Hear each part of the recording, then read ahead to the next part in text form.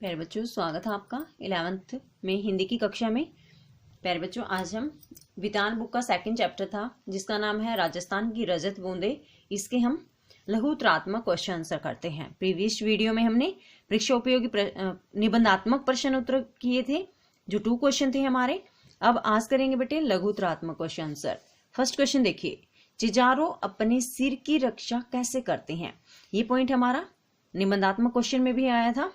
यहाँ सिर्फ इतना पूछा है कि जो चिजारो यानी जो कुएं बनाने का काम करता है वह अपने सिर की रक्षा कैसे करता है।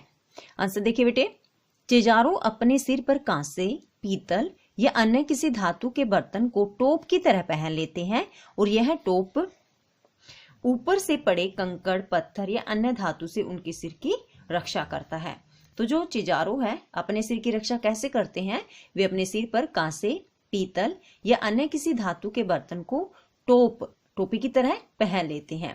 और जब ये इसको टोपी की तरह पहनते हैं ना, और जैसे वो कुएं की खुदाई करते हैं तो जैसे ईंट, पत्थर, कंकड़ जो भी निकलता है उसको बाल्टी में भरकर ऊपर भेजते हैं ना, तो जब वो ऊपर भेजते हैं उसको, तो उसमें से कुछ पार्ट नीचे भी गिर सकते हैं।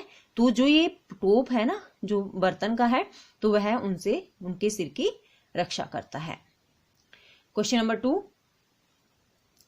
कुएं की खुदाई फावड़े से क्यों नहीं की जाती। कुएं का व्यास काफी छोटा होता है। फावड़ा तो आपने देखा होगा बेटे, काफी स्पेस चाहिए उसको अगर कुएं की खुदाई फावड़े से करेंगे तो। लेकिन जैसे हमने चैप्टर में पढ़ा कि कुएं का व्यास ना छोटा होता है। संकरी जगह में फावड़े से खुदाई का काम नहीं किया जाता। संकरी जगह होती है और अगर हम वहां फावड़े से खुदाई करेंगे तो वह पॉसिबल नहीं है। कुएं का व्यास इतना छोटा होता है कि चिजारों को हाथ फैलाने की भी जगह नहीं मिलती, क्योंकि बहुत छोटा व्यास होता है कुएं का। इतना छोटा होता है बेटे कि जो चिजारो उसमें काम करता है ना, उसको अपने हाथ फैलाने की भी जगह नहीं मिलती कि वह पूरी तरह से अपने हाथों को खोल सके।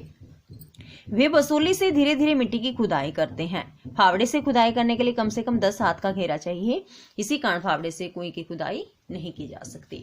तो फावड़े से खुदाई क्यों नहीं करते, क्योंकि फावड़े से अगर खुदाई करेंगे तो कम से कम 10 हाथ का घेरा चाहिए। लेकिन जो कुएं होती है उसका व्यास तो बहुत कम होता है ना, 4 से 5 हाथ का होता है। तो इसलिए वो फावड़े से खुदाई ना करके किससे करते हैं उसकी खुदाई, बसोली से। क्योंकि बसोली से जब हम खुदाई करेंगे तो उसमें कम स्पेस चाहिए है और उससे खुदाई इजी वे से हो जाती है। नेक्स्ट देखो बेटे, क्वेश्चन नंबर 3, भूमि के अंदर भीषण गर्मी से चिजारों के लिए ताजा हवा का प्रबंध कैसे किया जाता है। ये क्वेश्चन हम पहले बैक एक्सरसाइज में भी कर चुके हैं। जो हमने निबंधात्मक क्वेश्चन किया है उसमें भी हम इस पार्ट को कर चुके हैं, तो आप इस क्वेश्चन को छोड़ सकते हो। नेक्स्ट देखो बेटे, ये रहेगा हमारा क्वेश्चन नंबर 3, क्योंकि हमने ड्रॉप किया ना, तो ये रहेगा क्वेश्चन नंबर 3। वर्षा न होने पर भी कुएं में पानी कहाँ से आता है। कई बार बारिश नहीं होती लेकिन फिर भी डेली उनको 2 से 3 घड़े पानी कुएं में मिल जाता है, तो ये कैसे पॉसिबल है वहां पर। आंसर देखिए, जब भी वर्षा होती है तो पानी की बूंदें रेत के अंदर नमी के रूप में इकट्ठी हो जाती है। बारिश होती है, हमारे यहाँ भी तो ऐसा ही होता है कि बारिश होती है, जो पानी होता है ना, पानी की जो बूंदें होती हैं वो धरती के अंदर नमी के रूप में इकट्ठी हो जाती है। राजस्थान में रेत ही रेत है तो वे रेत के अंदर नमी के रूप में इकट्ठी हो जाती है। नीचे खड़िया पत्थर की पट्टी में पहुंचकर यह नमी अटक जाती है। और नीचे चैप्टर में हमने पढ़ा था ना कि खड़िया पत्थर की एक पट्टी गुजरती है, उस तक जब ये नमी पहुंचती है ना तो वह इकट्ठी हो जाती है पानी के रूप में। वहां फिर नमी नहीं रह जाती, वो पानी बन जाता है एक तरह से।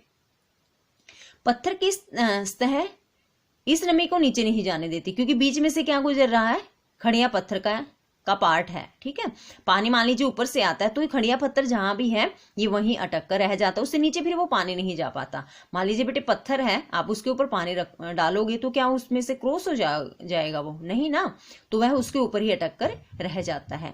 इसी स्थान पर कुएं की धार लगाई जाती है और पानी रिस रिस कर बूंद बूंद करके कुएं में इकट्ठा हो जाता है। तो इसी स्थान पर क्या होता है, धार लग जाती है बेटे पानी की, क्योंकि वह जैसे मैंने बताया बेटे वहां खड़िया पत्थर की जो पट्टी है वहां पर पानी इकट्ठा हो जाता है। तो वहां क्या है, एक एक बूंद बूंद करके फिर वो कुएं में डेली आ जाता है। इस नमी से बूंद बूंद पानी वहां इकट्ठा होता रहता है, इसलिए वर्षा न होने पर भी यह प्रक्रिया जारी रहती है।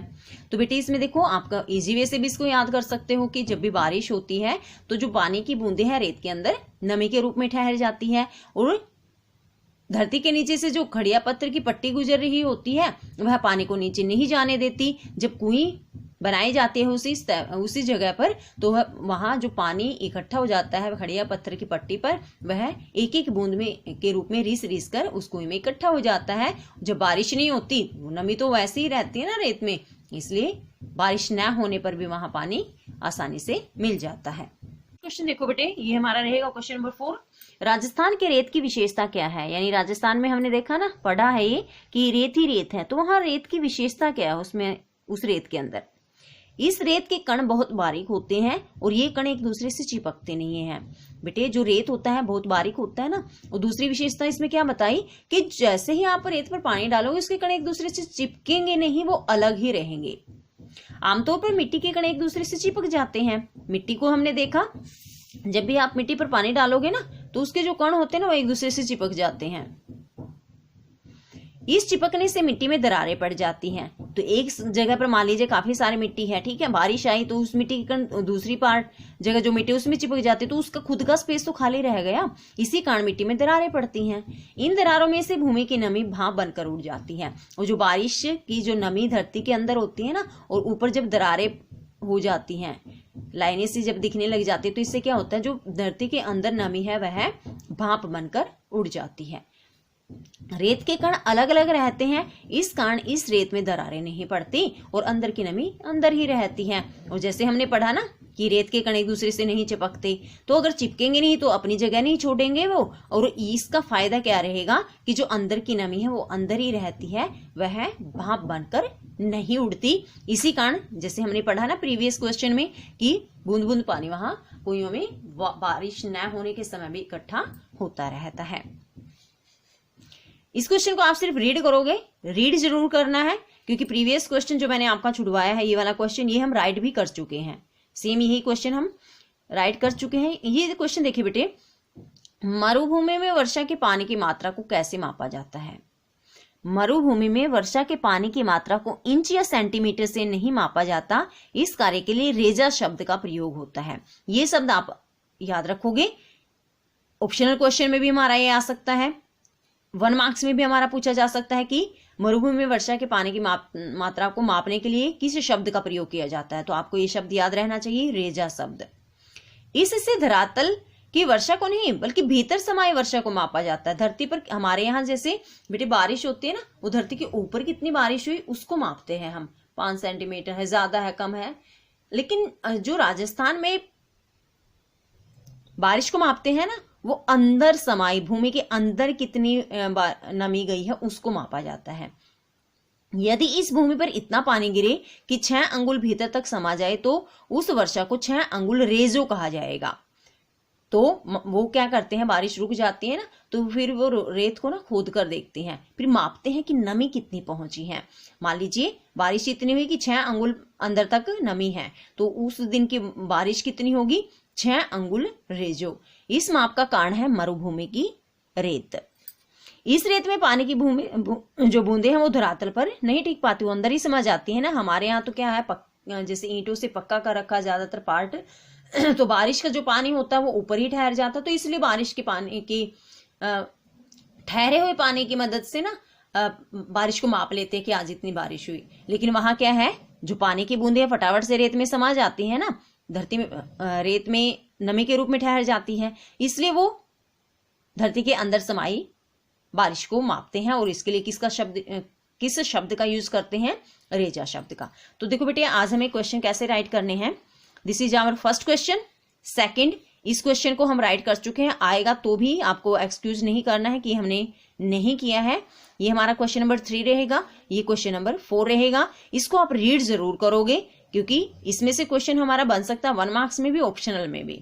ठीक है, तो हाँ, आज हमें कितने क्वेश्चन राइट करने हैं, 1, 2, 3 और 4। ये 4 क्वेश्चन आज हमें राइट करने हैं।